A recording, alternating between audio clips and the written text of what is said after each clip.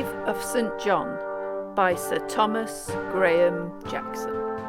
Read by Bethina.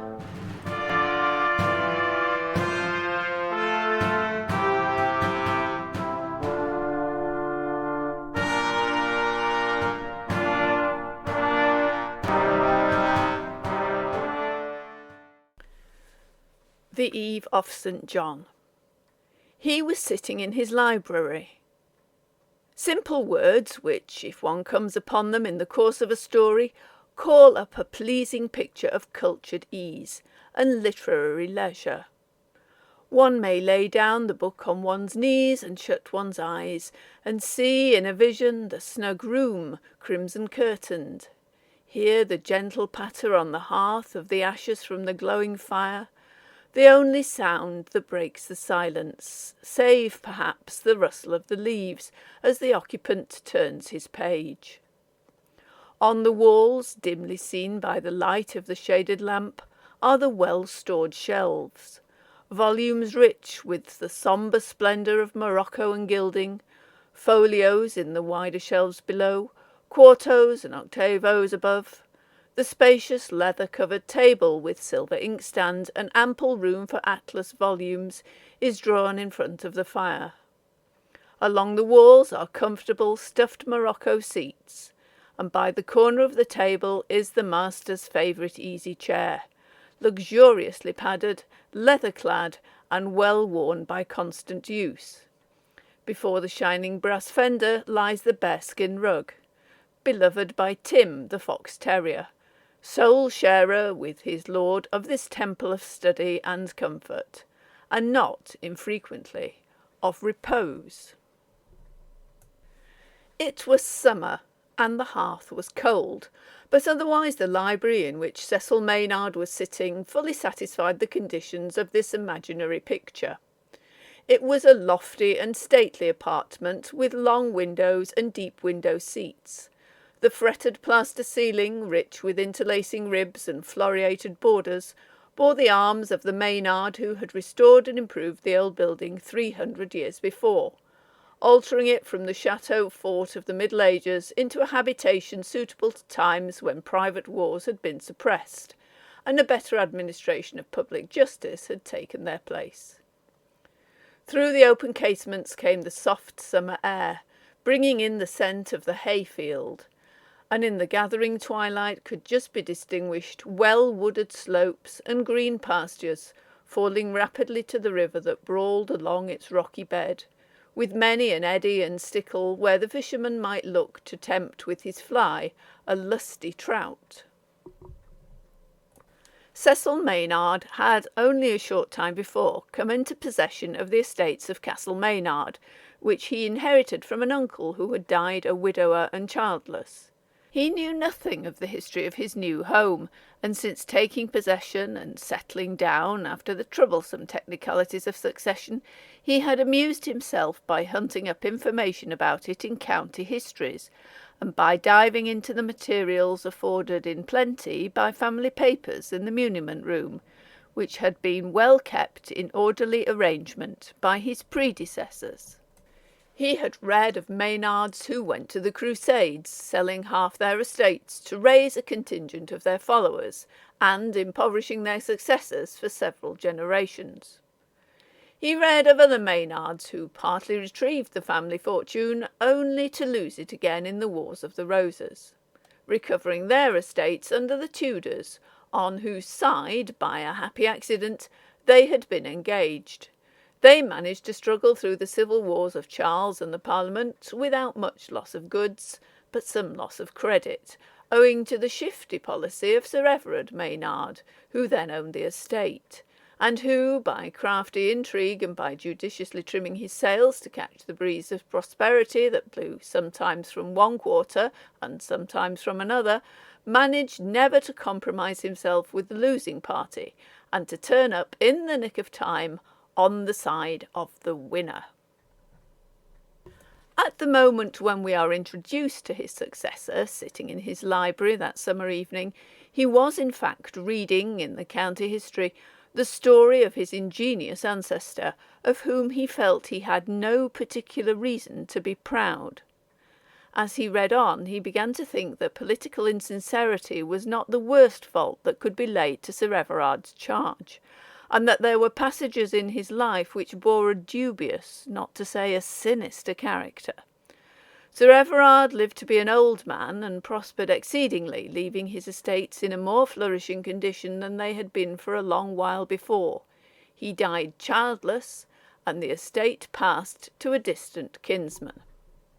"Well," said Cecil Maynard, as he closed the weighty folio of his county history, "I am glad at all events that the kinsman from whom I come was only a distant relative, for the less we and ours have of Sir Everard's blood in our veins, the better."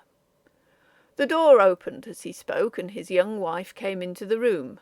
Mrs. Maynard was a year or two younger than her husband. They had only been married a short time before they came to Castle Maynard, and she knew even less about the place than he did. "Why, Cecil, whatever did you find to pore over in that dusty old volume?" she said, as she seated herself on the elbow of his chair and put an arm over his shoulder. "To tell the truth," said he, "I have been reading the life of a very disreputable ancestor of mine. What is told of him for certain is bad enough, but I doubt whether there is not worse behind. There are many hints given of foul play that never came to light." "A family romance," said she. "How interesting! How are we to find out more about this disreputable ancestor? I confess he interests me more than all the respectable ones. How long ago did he live?" "Ah, you women," said Cecil, laughing. "You all of you, I believe, love the sinner rather than the saint." "Now that is too bad of you," said she, as she kissed the top of his head, the spot from which her position was most accessible to caresses. "I don't love him at all, but I should love to find out what he did. Do go on and learn more about him. I should dearly like to find that Castle Maynard was the scene of a real tragedy, like Dunsinane, or the Mystery of Udolpho, or the Castle of Otranto. As it is, I have been bitterly disappointed that nobody has ever heard of a ghost in the house. It is hardly respectable in an old family to be without one." "A defect, no doubt," said Cecil, "of which we ought to be ashamed, and I don't know how we are going to make it good.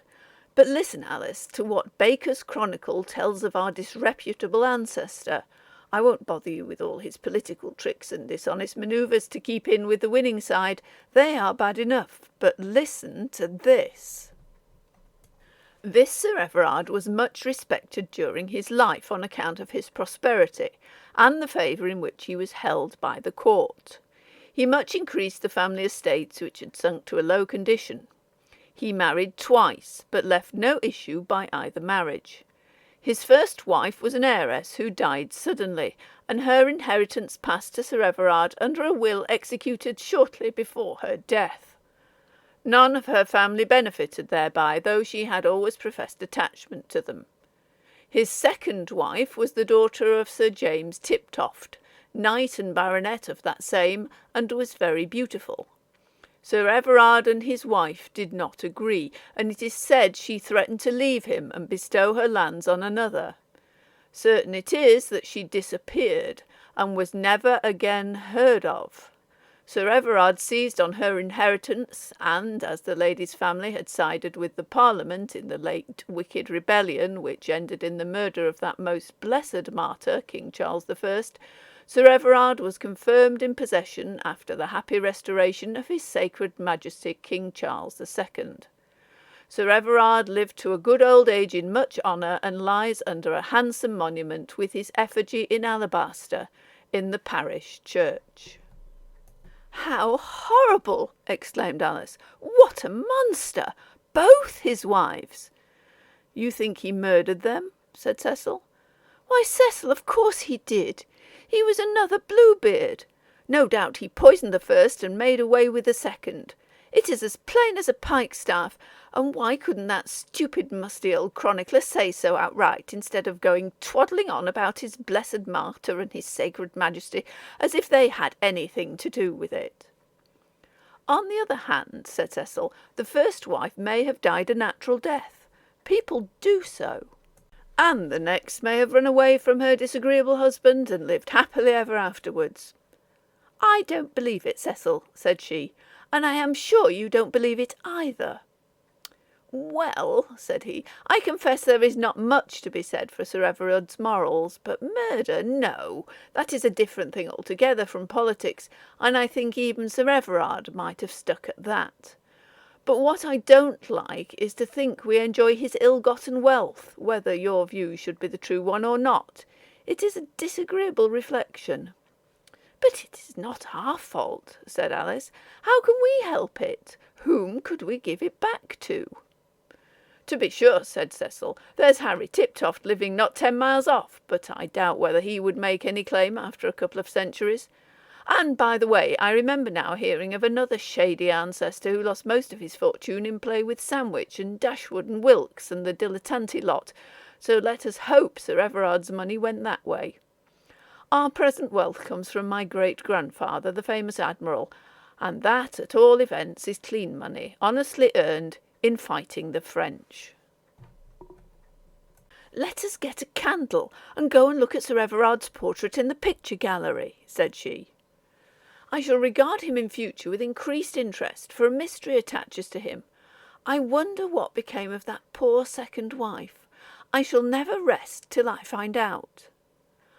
Arm linked in arm they mounted the grand staircase and reached a long gallery at the top of the house, where pictures of deceased Maynards hung in a long series, some by famous artists, some by indifferent hands of little merit. Sir Everard's picture was amongst the best works of Sir Peter Lely, who, though he generally devoted his art to what Walpole calls the court of Paphos, occasionally painted a man in a style both graceful and masculine.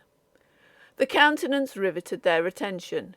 It was handsome and refined, and at first sight attractive, but the longer you looked at it, the less you liked it.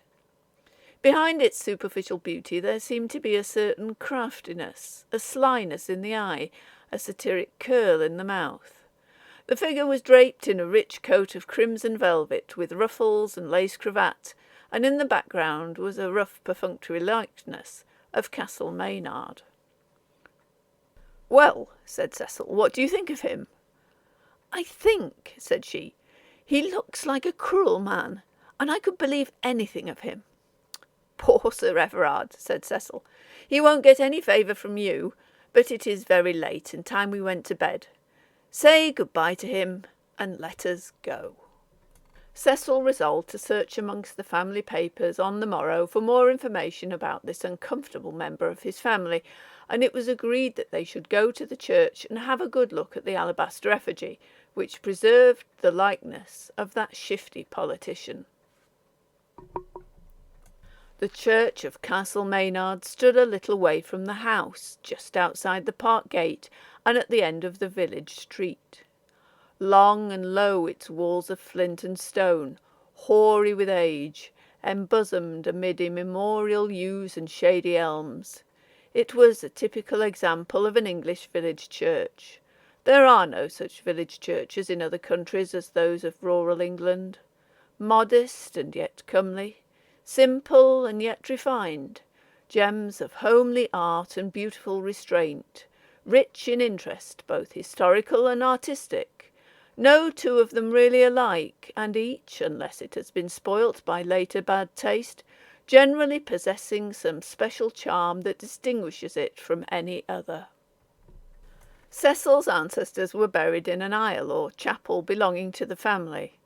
There were brasses inlaid in the floor with inscriptions in black letter, tablets on the walls of more recent date, recording merits and virtues, not perhaps remarkable during life, but discovered after the death of the person whom they commemorated, altar tombs with recumbent effigies and knightly armour hanging above, and lastly Sir Everard's monument, the most sumptuous of them all. A Jacobean structure of marble, black, red, and white, against the wall, where, under an arch, Sir Everard, in alabaster, painted and gilt, lay on his side, raising himself on one elbow and with a dog at his feet. A fulsome epitaph recorded his virtues with an unblushing assurance that made one think Sir Everard must have written it himself, to forestall what his successor might perhaps say of him, and indeed it was said that the tomb was constructed in his lifetime, which accounted for it being in an earlier style than the date of his death warranted. The morning sun was shining brightly through the window traceries, and flickering lights and shadows played over wall and monument as the wind gently tossed the boughs of the trees and the trailing sprays of ivy that clung to the wall outside, when Cecil and his wife stood before the monument of the redoubtable Sir Everard. The old sexton and verger was with them, listening as Cecil translated the cumbrous Latin for the benefit of his wife. "Law, sir," said he, "do he really say all that about Sir Everard? I allus hear tell as he was a bad un, begging your pardon, sir, you being a relation." "Yes, Walter," said Cecil, "it does say all that. Whatever he may have been in life, you see that is what he would like us to think of him after he was gone." "Then, Mr. Maynard, sir, I suppose many of these here writings is no better than so many lies." "So it is, I fear," said Cecil. "But tell me, is there any monument to either of Sir Everard's wives? I know he was married twice." "The first wife, sir, lies buried amongst her own people at Chaldecott. They took her away, I've heard tell, to spite Sir Everard." "And the second wife, where does she lie?" Old Walter looked uncomfortable and shifted from one leg to another and scratched his head before replying. "That I can't tell 'ee, sir," said he. "They do say, but, well, I don't know nothing about it." "But what do they say, Walter?" said Mrs. Maynard. "I am interested in that poor lady and want to know all about her."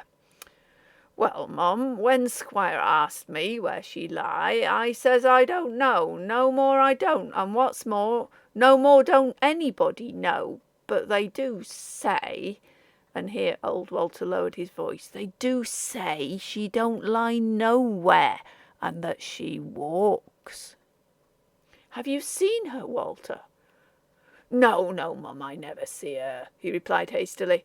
"Oh, no, I never see her, but begging your parding, it's time for me to go ring the bell, and I must go. Oh, no, I never see her." And so saying, the old man shuffled off, as if to avoid any more questions on the subject. "So you see, Cecil," said his wife, "we have a ghost in the family after all. Isn't it delicious?" He laughed and led her out into the sunshine. They wandered a little amongst the tombs, reading an inscription here and there. Many of the gravestones went back to the 17th century, and if the dead who lie here could speak, said they, we might learn a good deal about Sir Everard, for they must have known him.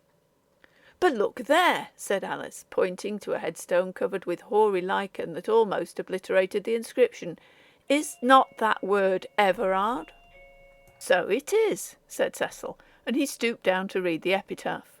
With some trouble he made it out as follows: "Here lieth Roger Trumbull, gent, sometime steward to the noble knight Sir Everard Maynard.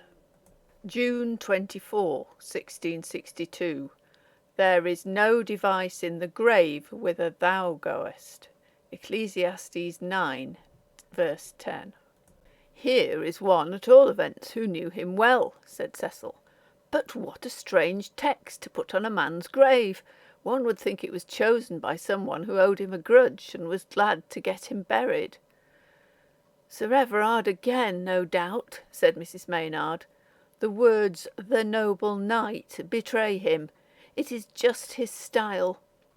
"Poor Sir Everard," said Cecil. "You believe he murdered his 2 wives, and now I suppose you will have it that he murdered his steward, Roger Trumbull, gent, and put up the tombstone to show his malice."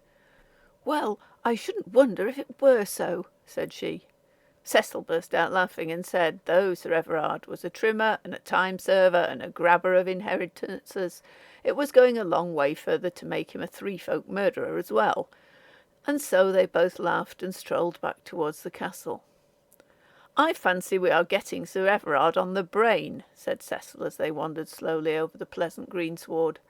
"Let us forget all about him. He is really not worth remembering, for though he may not be the blood-stained villain you would make him out, he was a mean trickster and an unscrupulous and treacherous politician. Let us leave him there. "Why, no, my dear," said she, "I don't think we know the worst about him. That poor second wife dwells on my mind. I wish we could find out what became of her." "That seems hopeless," said he. "I wonder, by the way, whether Tiptofts could tell you anything about her. Harry Tiptoft is an old college friend of mine. We were at Merton together. Suppose we ask him to come over and stay a day or two. He can bring his fly rod and try for a trout, and there are lots of rabbits on the hill that want shooting." The invitation was sent and accepted for the following week. Sir Henry Tiptoft, of Tiptoft Manor, baronet and justice of the peace, was the Maynards' nearest neighbour, and a young man of a couple of years Cecil's senior, though they had been at Oxford together for more than a year. Any differences between the families, arising from the unhappy marriage of the heiress of one branch of the Tiptofts with Sir Everard and her mysterious fate, had long been forgotten, and the Maynards and Tiptofts had for some generations been intimate friends. But as Cecil stood in his library with Harry Tiptoft's letter in his hand and the memory of their morning walk and visit to the church fresh in his mind, he could not help recalling the ugly story of his crafty ancestor's marriage with poor Hilda Tiptoft, and of its mysterious sequel. From old Walter's hints he gathered that it had passed into the legendary stage amongst the villagers, and that a superstitious fear prevented their talking of it. But it all happened nearly 300 years ago, and what, thought he, could they know about it? The truth must have come out long since, had there been anything in the story more than an ordinary parting of an uncongenial couple. And if she was never heard of again, it might only be that she hid herself, so that her husband should never find her. And yet it was a queer story. "Her disappearance," said Cecil to himself, "seems to have caused some excitement at the time. Sir Everard's successors must have troubled themselves a good deal about it. I wonder whether there is anything among the papers in the muniment room to show light upon it. I'll go and have a hunt." The muniment room was a small chamber in an angled turret secured with iron doors. Within, the deeds and parchments were arranged on shelves in tin boxes carefully labelled, and in pigeonholes and drawers numbered and dated were papers of all kinds, old letters, old accounts, various documents of more or less interest bearing on the family history. Cecil was by this time becoming pretty well acquainted with the collection, and readily put his hand on the papers relating to the latter part of the 17th century. There were farming accounts, notes of lawsuits in which Sir Everard apparently dabbled a good deal, for he seemed to have disagreed with most of his neighbours. There were letters, some of them written by him to his parents when a little boy at Westminster, full of innocent schoolboy prattle and generally ending with a petition for money. Dr. Busby, that great man who had flogged Sir Roger de Coverley's grandfather, figured in them sometimes as an awful being too great to be criticised. It was pathetic, in view of the writer's after-career, to read these simple childish epistles, full of happy youthful spirits and warm home affections. Cecil put them back with something like a sigh. Among the letters was a lock of fair curly hair, tied with a faded blue ribbon, and wrapped in a paper on which was written, in a woman's hand, "My dear boy's hair, on his first going away to school." It would have been better for poor Sir Everard, thought Cecil, had he died young, an innocent, warm-hearted schoolboy. As he replaced the parcel of letters, he dislodged from a corner where it seemed to have been purposely concealed with some care a small packet of papers in a sealed wrapper, endorsed in a clerkly hand on the outside, "Roger Trumbull, 1662. "Oh," said Cecil to himself, "Roger Trumbull! That is the man whose tombstone had that queer text from Ecclesiastes upon it. If I remember, he is described as Sir Everard's steward. I dare say these are only bills or accounts of rents or sales of stocks, of no particular interest." He was just going to put the parcel back where he found it, but on second thoughts he broke the seal and glanced at the contents. Something that caught his eye made him pause, and after a moment's reflection he locked up the muniment room, and took Roger Trumble's packet with him back to the library. The packet consisted only of about a dozen loose sheets of paper, written evidently at different times, and in a hand sometimes beautifully clear in the fine calligraphy of that age, and sometimes merely scribbled as if in haste or fear. On the inside of the wrapper were these words: I, Roger Trumbull, being in deadly fear for my life, put these papers, whence perchance they will be found, and ye truth known. Lord, how long shall ye wicked triumph? This portends something serious, thought Cecil, as he drew his chair to the table and spread the manuscripts before him. They were all dated, and he arranged and read them in order. The first one was imperfect, beginning in the middle of a sentence. Coming home of my lady, would God things were better ordered for her, I cannot but grieve. The next paper was dated 1661, and seemed to be written after an interval. September 15th, 1661. Strange things have happened today. My duty calls me to continue this record for my dear lady's sake. Today my master called me to the small parlour. There was a table set, and my Lady Hilda sat thereat, with a parchment before her, and pen and ink. She looked pale, poor soul. My master was walking up and down the room, seemingly much distraught. Now, Hilda, he said, speaking as it were mildly, here is Roger come to witness your signature. Roger, he said to me, you will sign here as witness after my lady. But my lady made no movement, and sat with her pretty hands in her lap. Come, Hilda, said he, we are waiting. What is wrong with you? I will not sign this, said she at last, speaking low. What? Said he in his softest manner, and why not, my dear? My lady cast on him a look of contempt, mistrusting his gentleness. You know why, at last, she said. You know my condition. What? And let half your land go to your beggarly Roundhead Tiptoft cousins? By heavens, no, said he. The land is mine, said my lady, and I love my cousins. The master stamped on the floor. The evil look I know so well came into his face. By God, he said furiously, sign it you shall, alive or dead. I'll have all the land from you. You will never get it by frightening me, said my dear lady, who has a fine bold way with her when she is misspoken. My master, in a passion, snatched the parchment up. Go, said he to me, and I left the room, much concerned for my poor lady, and doubting some mischance. There was an interval of nearly 2 months between this paper and the following one, which was written less carefully. November 5th, 1661. Truly I am grieved to the heart for my poor lady. The master treateth her unkindly, for though he speaks softly, his tongue deviseth mischiefs like a sharp razor, working deceitfully, as saith the psalmist. This day I had occasion to speak with him on the matter of Bullfinch Acre, and have found him on the terrace with my lady. As I came near, I heard him say, To give your lands to those Tiptofts is but a kind of treason. They are Roundheads and enemies to the throne now so happily restored. And so were you a Roundhead, as you call them, said my lady, when Oliver ruled the roost.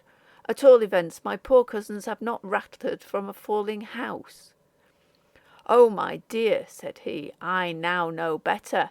I have learnt on which side the right lies.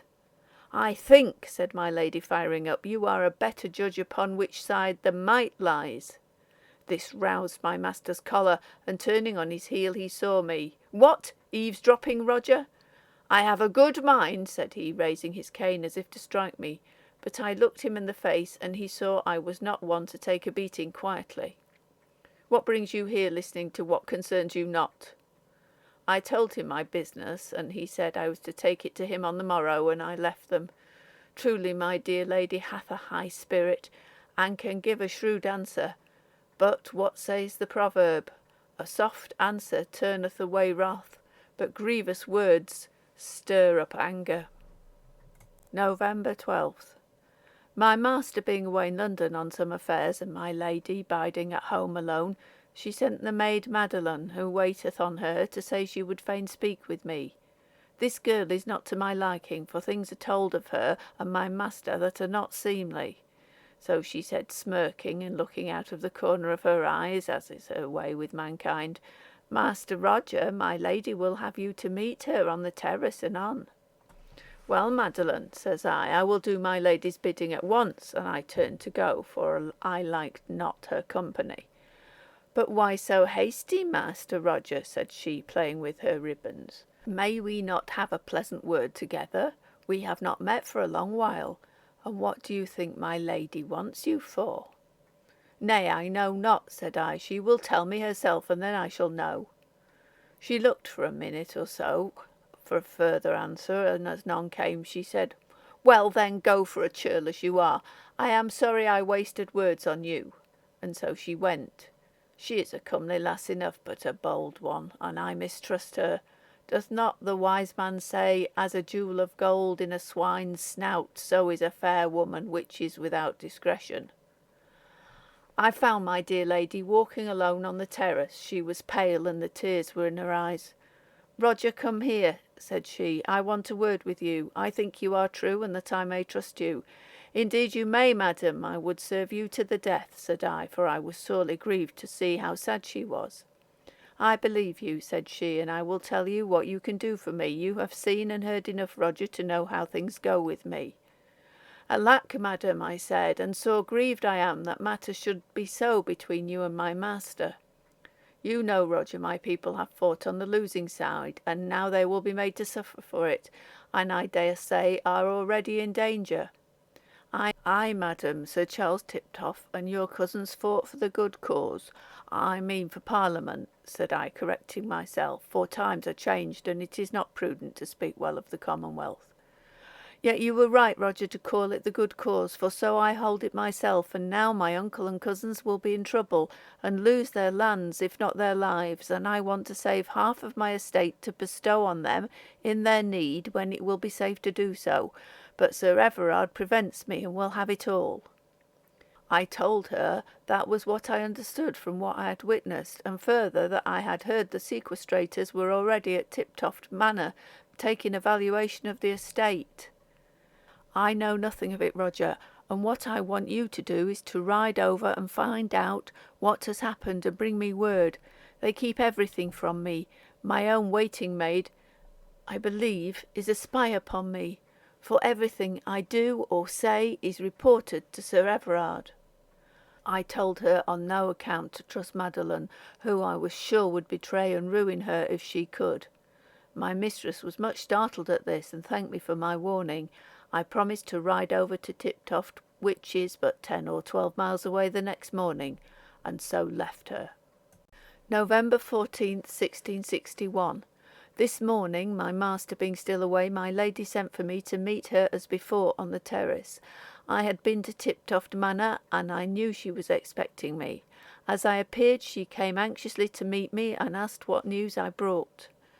Alas, madam, said I would I had better news for you, for I bring sad tidings. The manor is in the hands of the sequestrators, and your uncle and cousins are not there.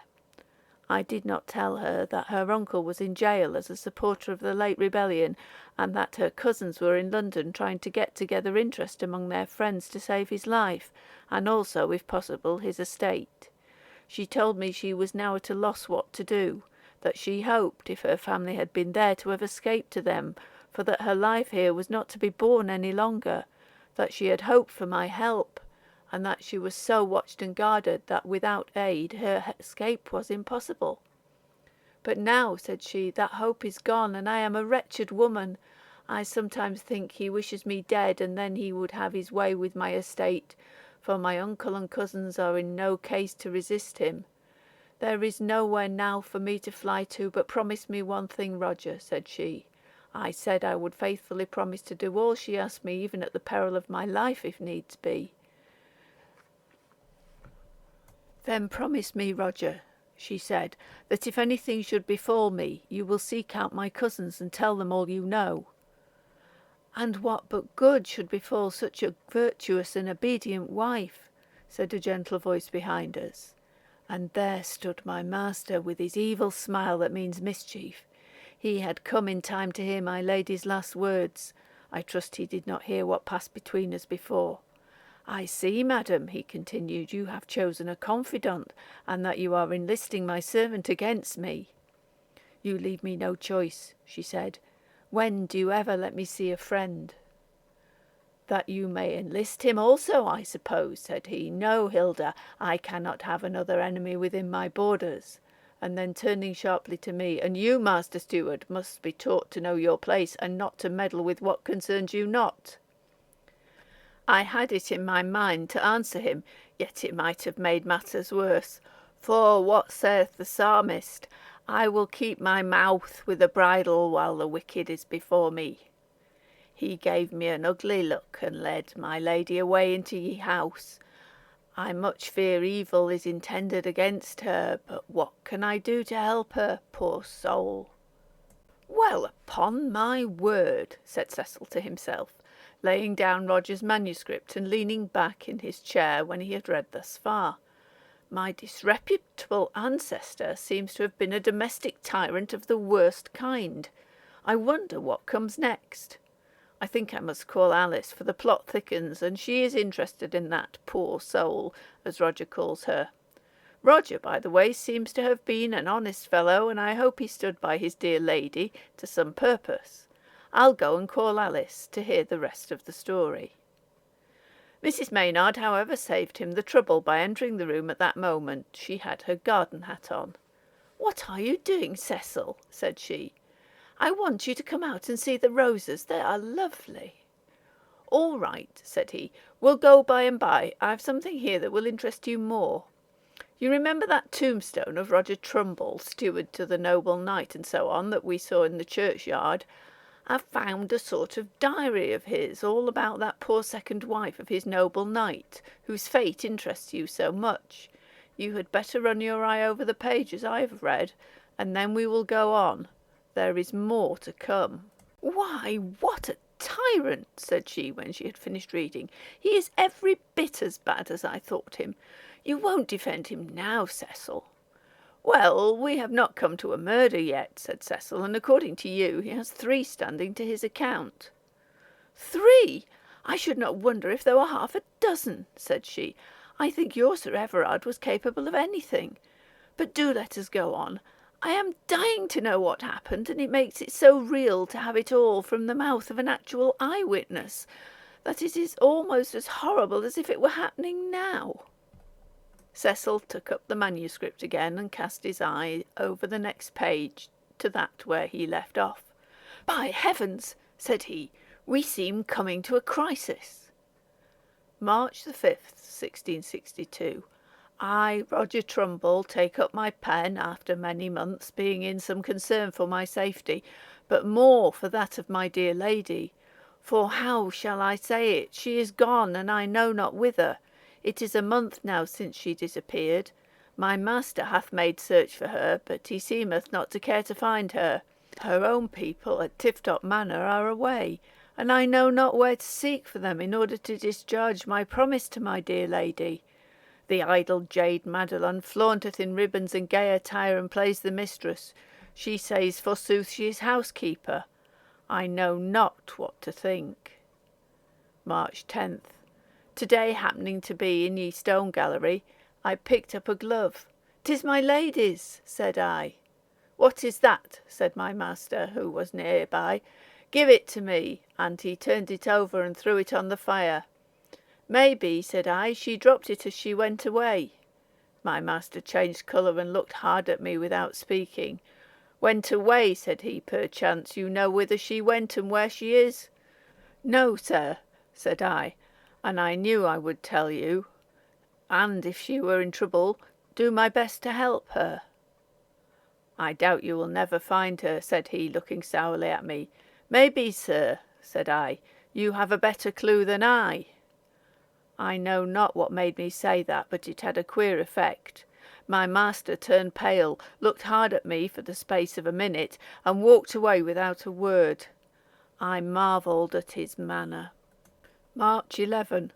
I write this from my bed in ye steward's room, being hurt, though not badly. Last night, coming back to the castle through the woods, I heard a shot and felt a blow on my leg which brought me to the ground, where I lay till Giles the keeper came in sight, to whom I called for help. "Why, Master Roger," quoth he, as he lifted me up, "what's wrong with you? Why, you bleed like a pig." And whipping off his handkerchief, he bound up my wound as well as he could, and then leaning on his shoulder, I managed to get home to bed, where good Mistress Margery, the still-room maid, tended me, and sent for the leech. I saw no man in the wood, and know not of any that beareth me an ill will. My wound is only slight, but I shall be lame for a while. There is great talk of it among the servants. This day I was summoned to the hall, where sat my master, and with him was Dennis Cowley, the farmer of Hay Hill. "Roger," said my master, speaking quite smooth and gently, "I have been asking Dennis for his quarter's rent, and he says he paid it to you."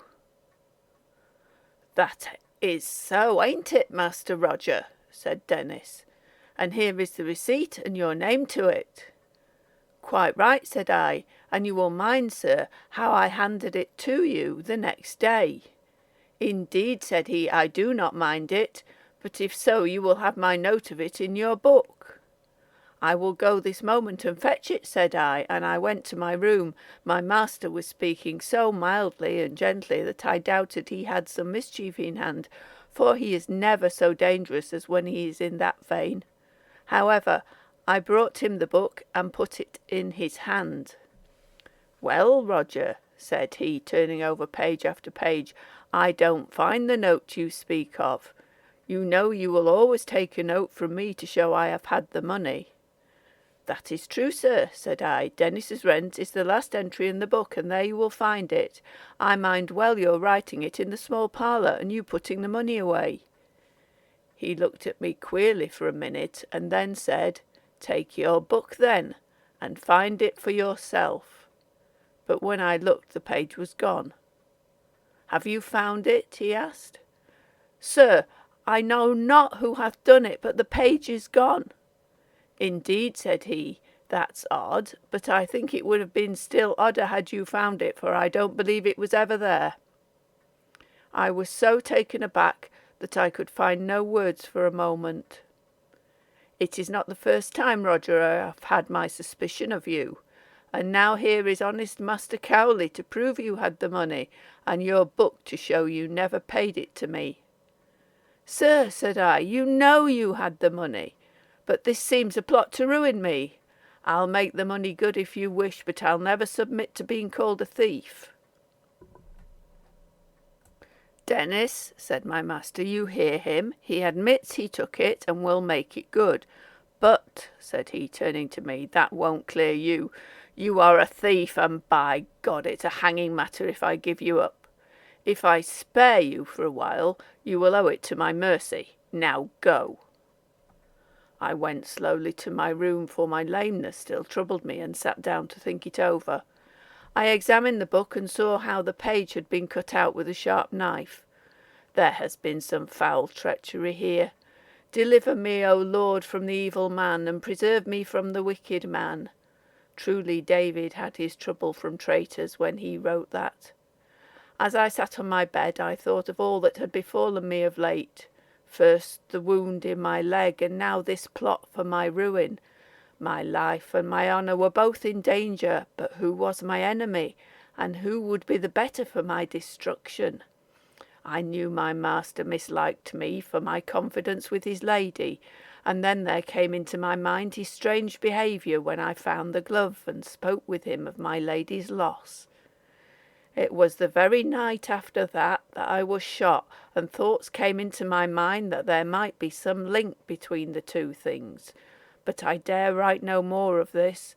My master hath me in his power, for who will take my word against his as to this matter of the money? June 10th. Great to-do among the servants about Madeline, who is to go to her home. It seems the master has misused her, and she would have none of it, so she is to leave. I fear I have misjudged the girl, and that she is better than I thought her. This day I happened on her coming out of my room. I was surprised, for she had no call to be there. She has been crying, and I spoke to her kindly. "Why, Mistress Madeline," said I hear you are going, but that should not grieve you. You will be well out of this house." "Indeed I shall, Master Roger. I would I had never entered it. I have been made to do things I am ashamed of, and I am sorry for now, and for some of them I cannot now make amends. It is too late." "Why so, Madeline?" "Nay, you know very well," said she. "I mean my mistress." "I know," said I, "you were set to spy on her by my master." "I was," she said. "He made me, and I am sorry I did it." "And do you know where she is?" said I, "and what has happened to her?" Madeline looked round and waited to know if any one were within hearing before she answered in a whisper, "Nay, I know not, though I can make guess, and I think he suspects me.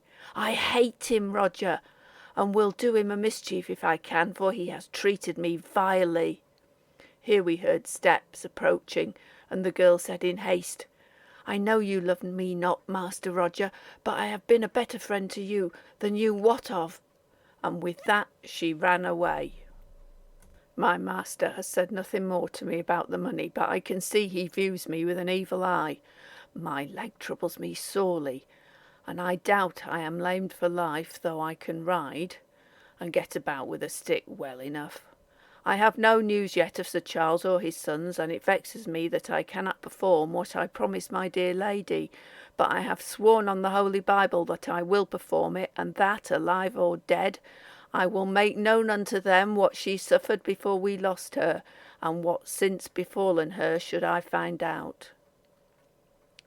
"I wonder," said Alice, as Cecil laid down the manuscript for a minute, "whether poor Roger ever did find the Tiptofts and redeem his promise." "We shall have Harry Tiptoft here in a day or two," said Cecil, "and he may be able to tell us something about it, but I fancy they know as little over there of the story of poor Hilda as I did till I happened on this account in the county history, which set us all on the quest." "Well, go on," said she. "I hope poor Roger came to no harm from that murderous master of his." Cecil resumed the reading. June 15th. A strange thing happened today. I was receiving rents from 2 or 3 tenants for their farms, and giving them receipts. It was the first time this had happened since the affair of Master Dennis Cowley, and this time I resolved there should be no handle for my master's malice, and that in future the book in which he noted that I paid him the money should be kept in a more secure place, under lock and key. So I put the money in a bag and took down my notebook and opened it, and a piece of paper flew out on the floor. When I picked it up I saw it was the missing leaf with my master's receipt on it. I was so taken aback that I sat down again to think it over, for I was fairly overcome. Then I bethought me of Madeline, and how I surprised her coming out of my room, and of her words at parting, and it was borne in upon me that she had cut the page out at her master's bidding, and has kept it for future service if needs be, and had put it back when her master had offended her. I blessed the girl in my heart and forgave her for what she first did, and I rejoiced to feel that my master had no longer that hold over me. I saw plainly it had been a plot to get me into his power, so that I should not be able to stir hand or foot against him for fear of the gallows. But what had I against him?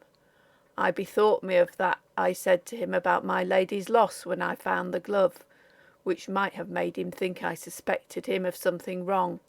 But he had no reason, for I knew nothing then, and I know nothing now about my poor lady's fate.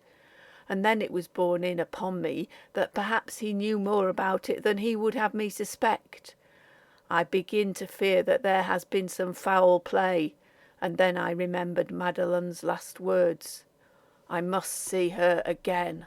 However, after a while I recovered myself, and taking my notebook and the money, I sought my master in the great library where it was his pleasure to sit.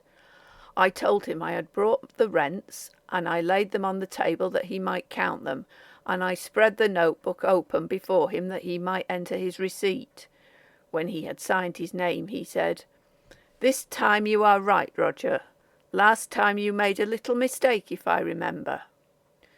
"Sir Everard," said I know not what you mean. If there were a mistake, 'twas not that I made it." "A little mistake," said he, smiling, "that brought you within danger of the gallows, eh, Master Roger?" "Nay, sir," I replied quite coolly, "'twas not I that was in danger of the gallows. I mind me there is a law to punish those that plot to ruin their fellows by false charges." He turned furiously on me. I wonder I had the courage to threaten him as I did, but I was mad with anger. "Plot and punishment!" cried he. "You dare to accuse and threaten me, gallows bird? To jail you shall go this day, and stay there till the hangman is ready for you.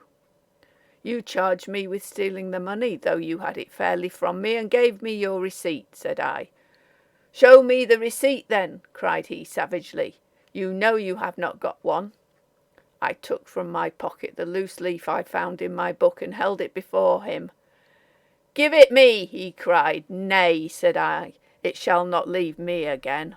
He sank back in his seat, the blood rushed to his face, and he sat staring at me with his mouth open for the space of a minute. At last he began to stammer out a word or two of excuse, but he could hardly speak for shame and mortification. I gathered up my books and papers, but as I turned to go I heard him mutter to himself, "The jade played me false." I fear I have angered my master beyond sufferance, and that he may take some vengeance upon me, for he is one that never forgives, though he smooths his anger over with fair pretence. I bethink me of that shot in the wood, and how I doubt I am in some danger of my life. I pray God I may live to find my lady, and to fulfil the promise to which I have sworn. Deliver me from mine enemies, O God, defend me from them that rise up against me. June 23rd. This morning I found on my writing desk a note written in a hand that I knew not, and none of the servants could say how it came there. It was written in a crab style by one who was no scribe. "To Master Roger Trumbull these. Look to yourself, there is mischief determined against you. Where you found the glove, you may find more. Sir Charles's home. M." I take it this comes from Madeline. It is a kind lass, and I thank her. I must be careful. Today I had occasion to speak with my master on business.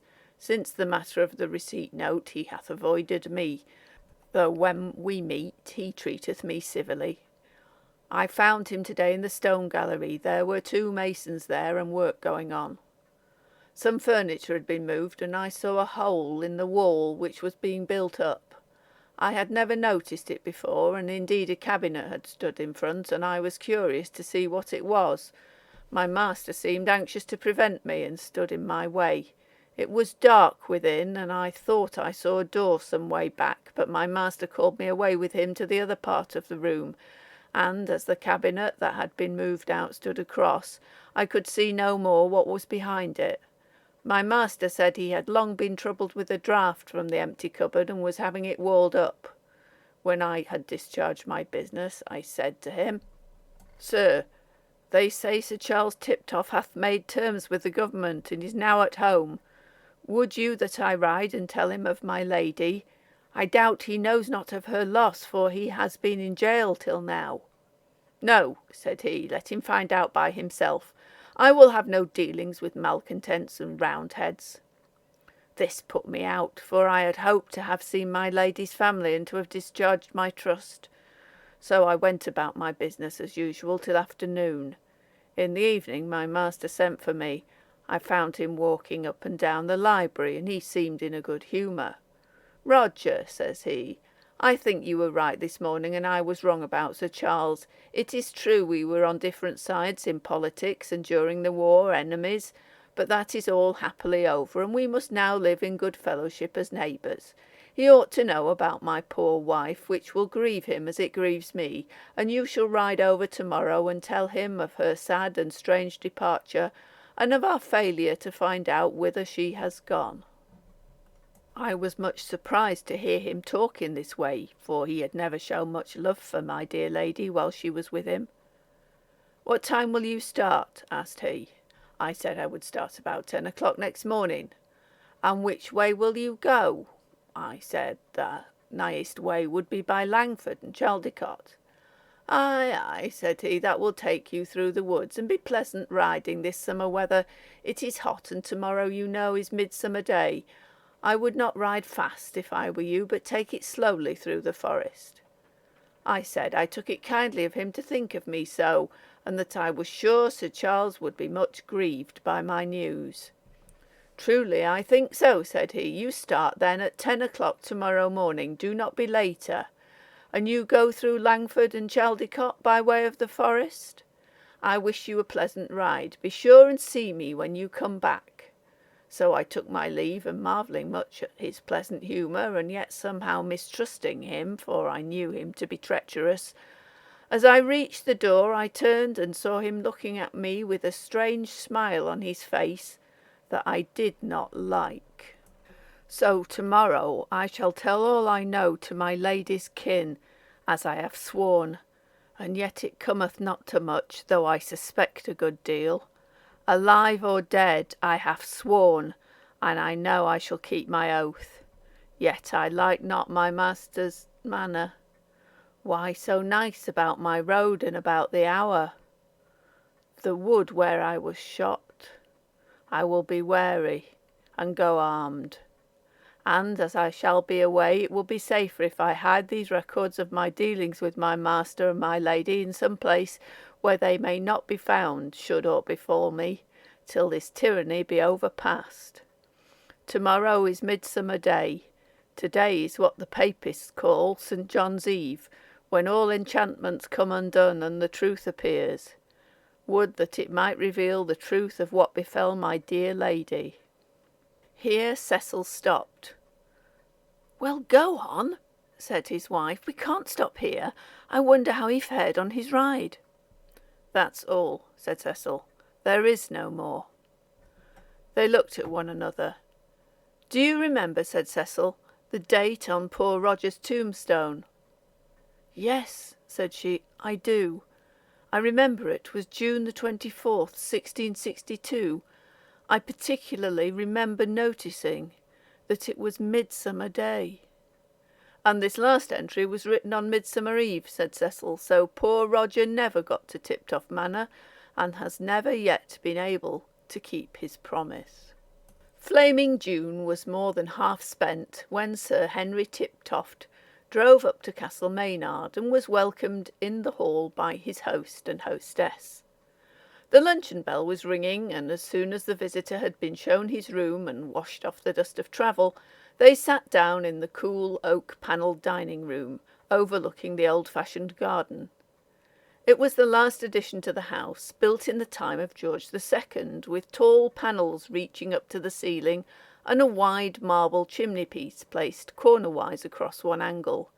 A room stately and yet homely, not unlike a common room at Oxford.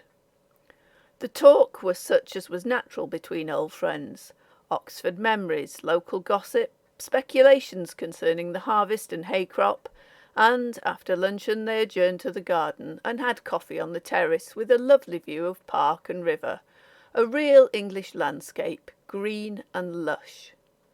The old house, too, was typically English and could have been in no other land, a mixture of splendour and homeliness, state and comfort.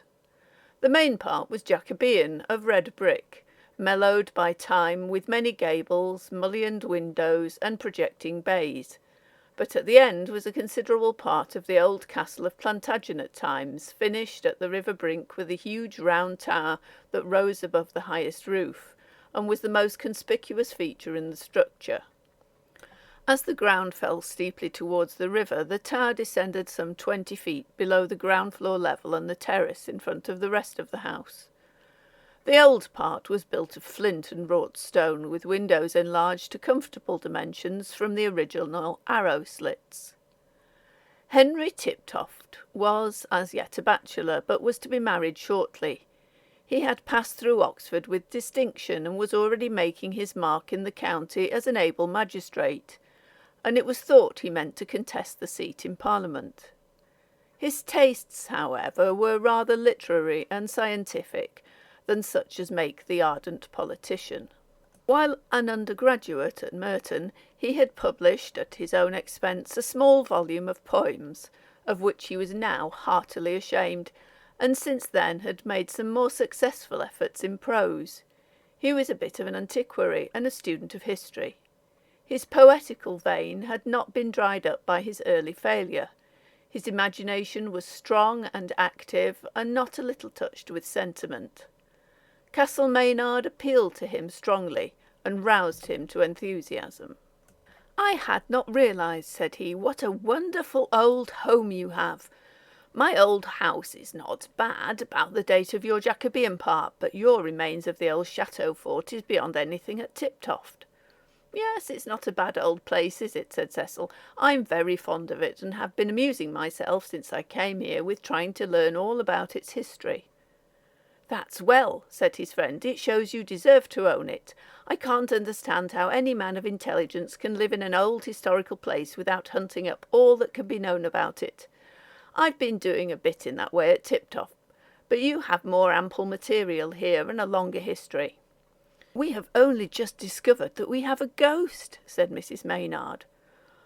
"For a long time I thought there wasn't one, and I was quite disappointed." "Really? And have you seen it? And pray whose ghost is it?" "Why, it's rather funny, Sir Henry, that you should ask me that question, for the ghost is one of your own family." "Indeed, you interest me greatly. I am a profound believer in ghosts, and never miss a meeting of the Psychical Society," said he, laughing. "But tell me, who of my family is it that favours you with a visit, Mrs. Maynard?" "Did you ever hear of a Hilda Tiptoft, in the time of Charles II, who was married to Sir Everard Maynard?" "Why, I think I have, now you mention it. Was there not some tragedy about it?" "Quite right," said Cecil. "She was lost, or ran away, or at all events she disappeared, and my wife will have it her husband murdered her." "Why, Cecil, you know he did," said she. "I confess things look rather black against him," said Cecil, "but we haven't quite got to the bottom of that story. However, at all events, we have convicted him of murdering another person.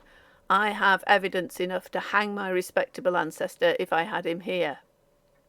"Well, every family has its black sheep," said Sir Henry. "I dare say we Tiptofts have not always been angels. But where did you get all this story from? You speak as if you'd made a discovery."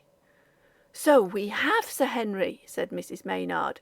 "You must get Cecil to show you the papers we have found, written by an eyewitness to all of Sir Everard's atrocities." "Not quite that," said Cecil, laughing. "A man can hardly be summoned as an eyewitness of his own murder, and we are not quite sure yet that Sir Everard really murdered anyone else." "I was in hope," said Mrs. Maynard, "that Sir Henry would have been able to help us clear the matter up, but I fear he knows nothing about it." "No, I'm sorry to say that beyond a vague idea that there was a mystery about poor Hilda Tiptoft, I know nothing more, but I should like, of all things, to see the papers you have found, if I may be allowed to do so." "By all means, my dear Henry," said Cecil. "In fact, we have been looking forward to your doing so, in hope you may throw some light on the mystery. To speak seriously, it is really a gruesome story, and, told as it is first hand, I confess it made an unpleasant impression on me, although it all happened so long ago. But you shall see the papers and judge for yourself." They had tea under the trees by the river at the foot of the great tower, at which Tiptoft looked with interest.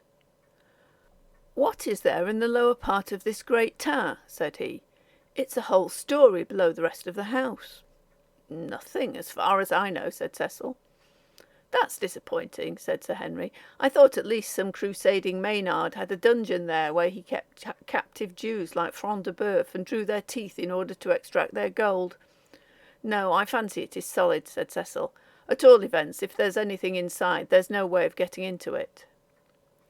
After tea some neighbours dropped in, and there was tennis, and then they dined, and after dinner they sat on the terrace, and the men smoked and talked till far into the pleasant summer night, before they went to bed.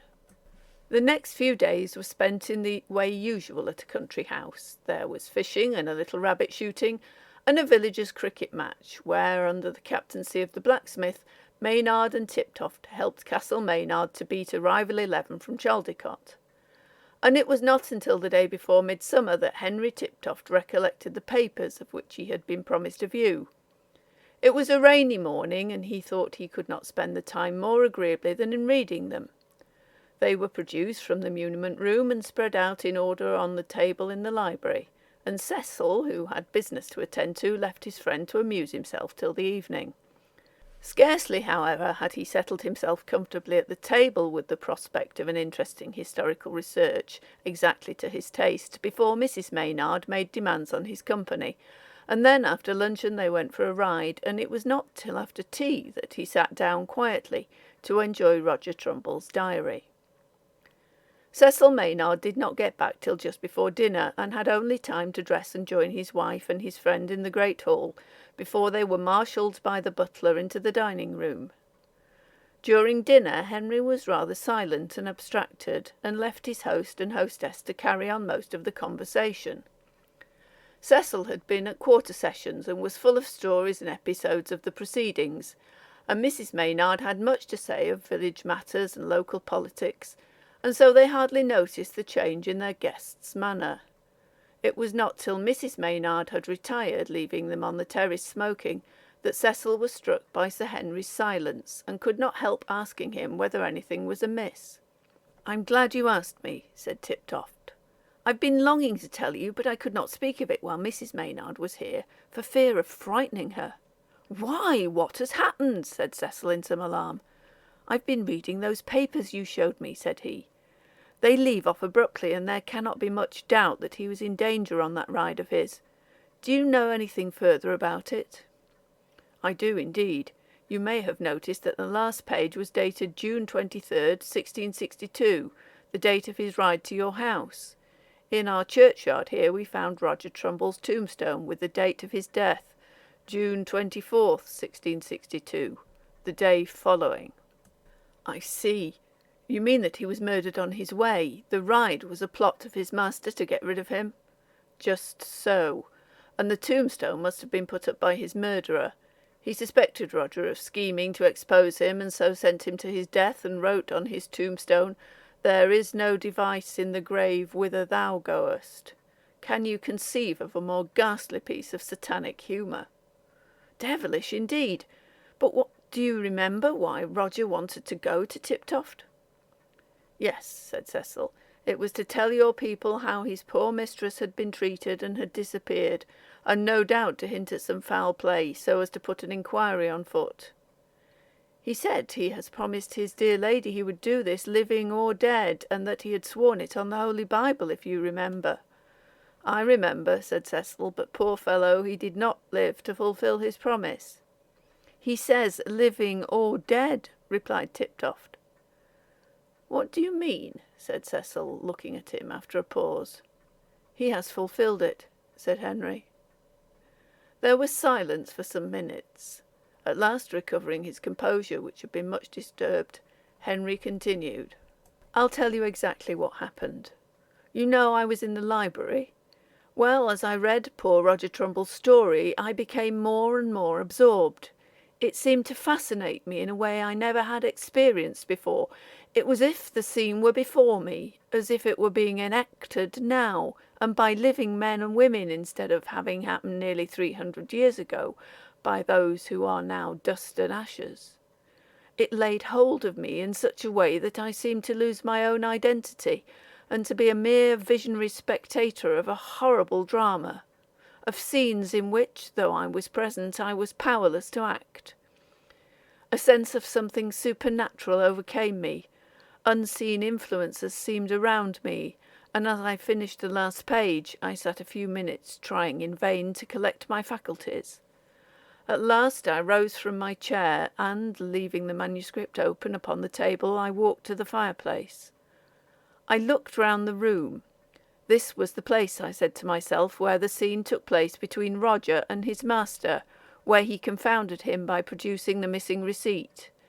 This was the room, too, where the last scene in the story was enacted, and I seemed to see Sir Everard with his devilish hypocritical bonhomie laying the trap for his victim's death, and poor Roger, loyal to his mistress, falling into the trap, not without some misgivings, but resolved at all hazards to fulfil his promise to tell all he knew to the Tiptofts. He had sworn he would do it, living or dead.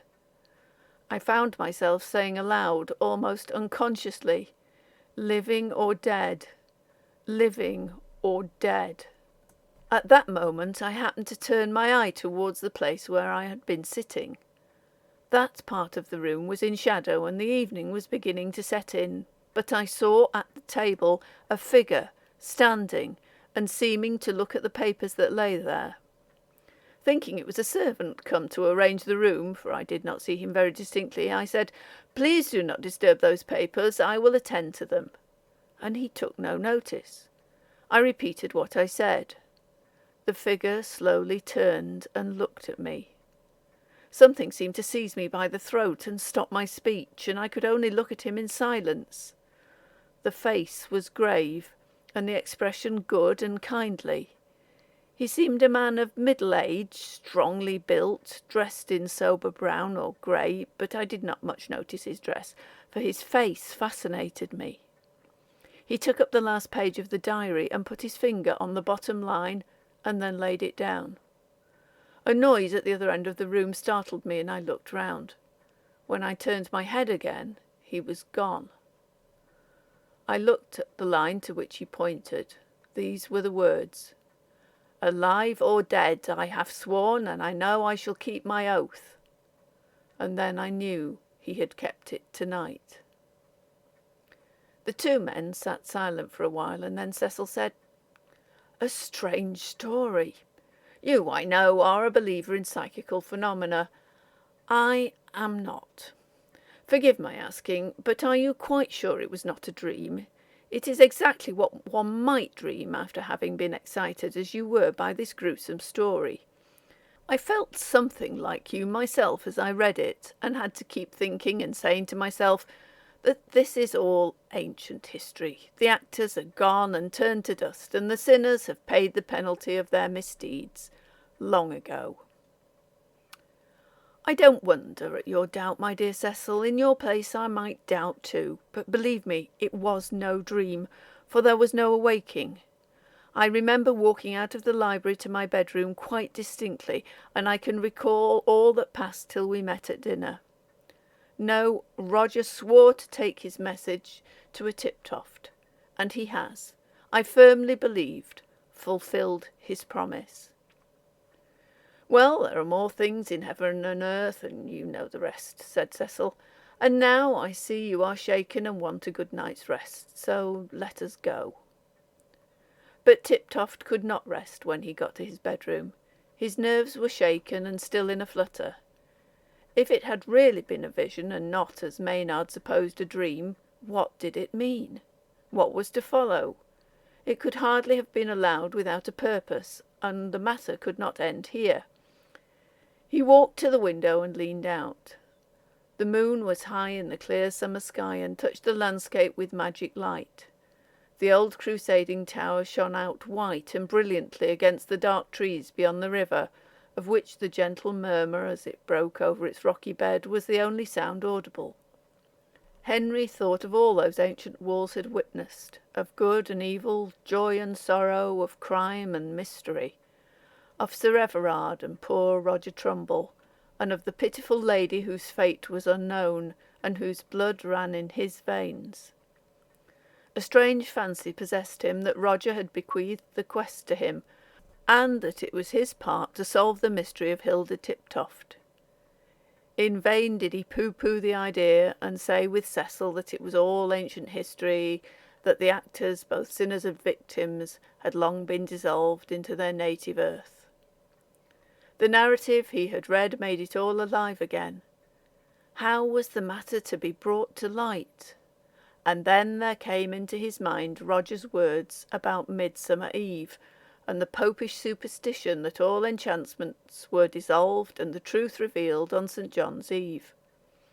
And, by heavens, it was Midsummer Day tomorrow, and this was St. John's Eve, the anniversary of poor Roger's last entry in his diary before he went to his death. How strange the coincidence! Could it be that tonight was to solve the mystery of the past 300 years? A desire seized him to read the words again. The manuscript he knew was still lying on the library table.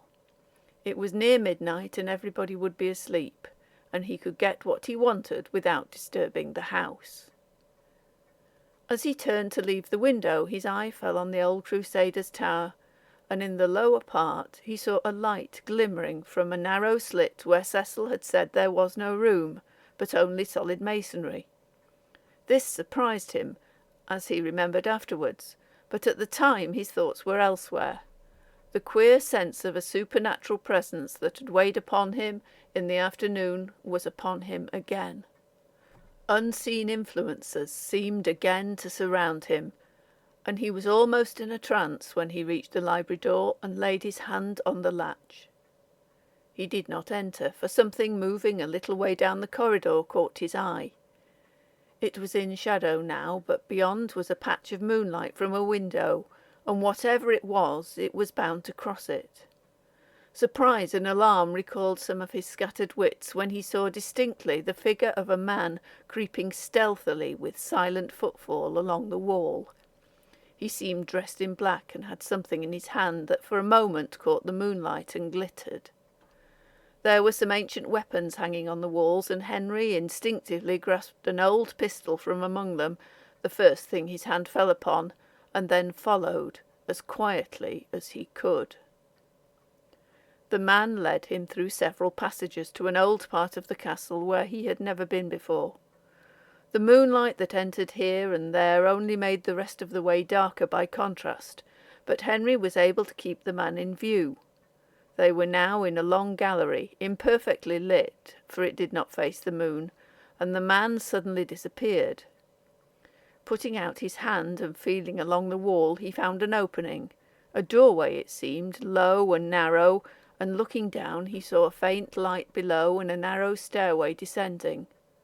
The man was before him, moving strangely quietly, for his footsteps were inaudible. Henry was drawn on by an irresistible impulse to follow.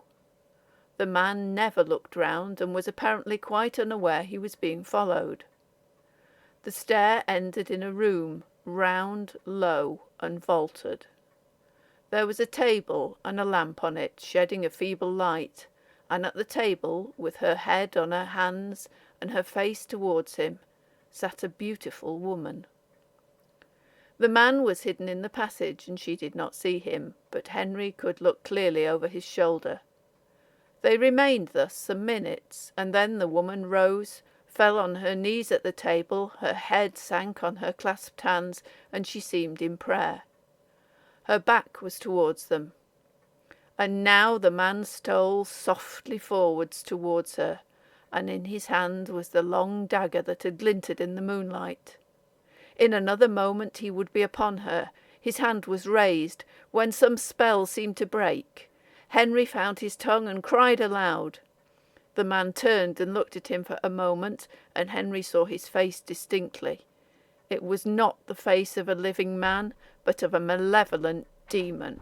The man said nothing, but advanced upon him with the dagger raised.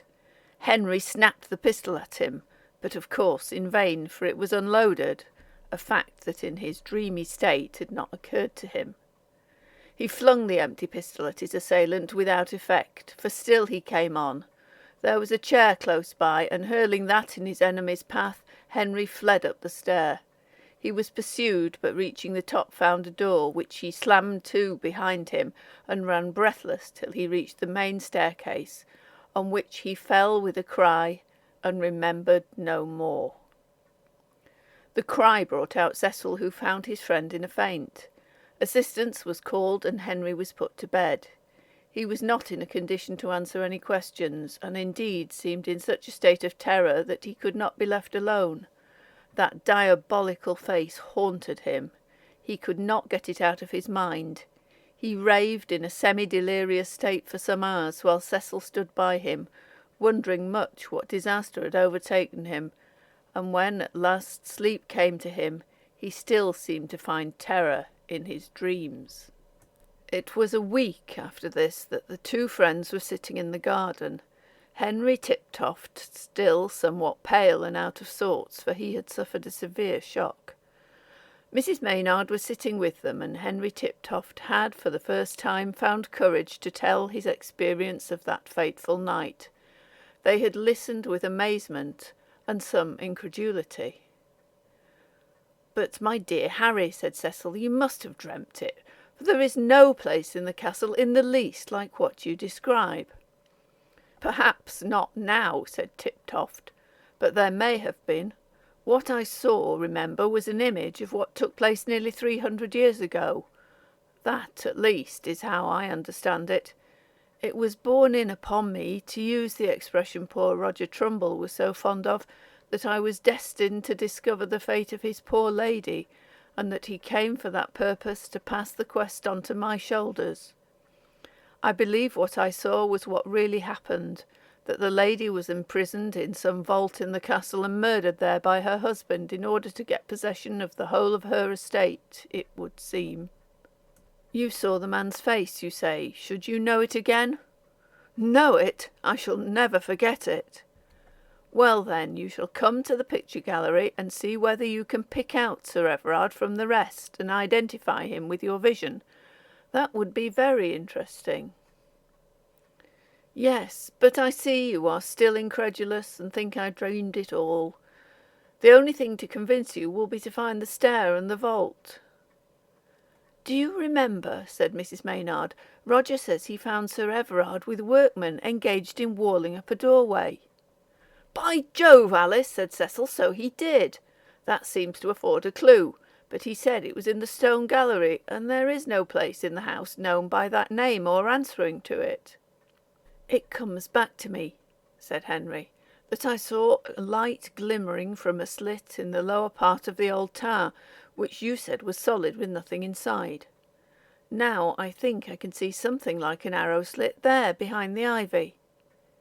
Some ivy was pulled down, and a narrow window was exposed, and Cecil was obliged to confess that so far, at all events, he was wrong. There might be a vault, then, if Sir Henry's vision was to be depended upon, in the old tower of which the existence had been forgotten.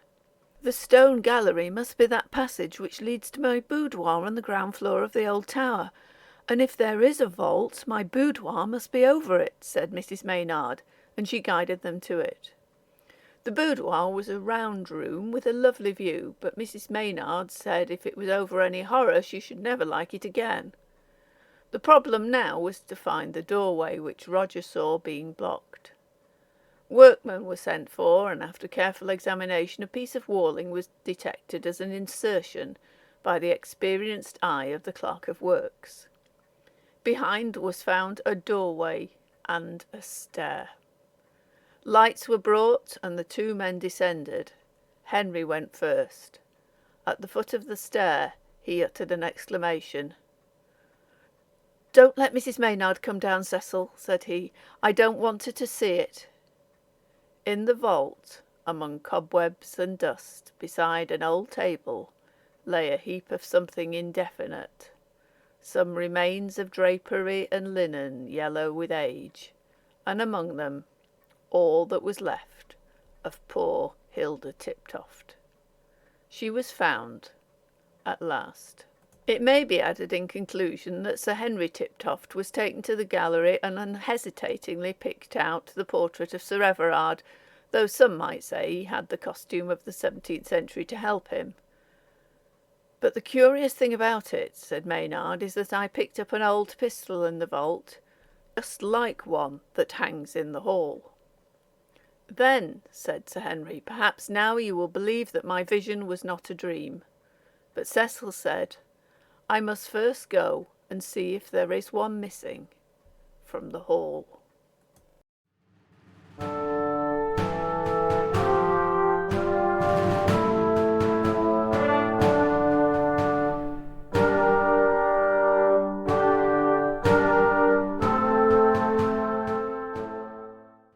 That was The Eve of St. John by Sir Thomas Graham Jackson.